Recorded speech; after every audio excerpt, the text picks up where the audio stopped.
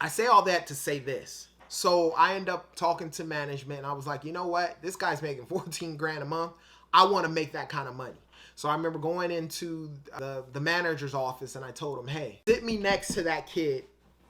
I want to sit right next to him. I want to learn everything that he's doing.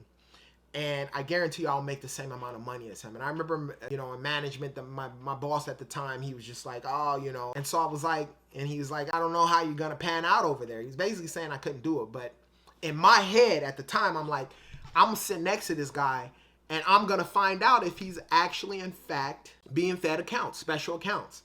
And so I sat next to him. And one of the things I learned in that first week is he was consistent. One of the things that happened with him, when we were on the phone sort of kind of talking, and sometimes I would talk to friends and we would have jokes and so forth. When you look at his cubicle, which was right next to me, this is all you saw. Message, next call. All day long, he was consistent on that phone. And I noticed that. And then as time progressed and so forth, I seen in a month's time span, this guy made so many calls every single day. And he was consistent just with his phone calling. And then obviously when you would get people on the phone, because of the practice of the consistency of talking to so many people, he sharpened his tools up and he would just pretty much collect money left and right.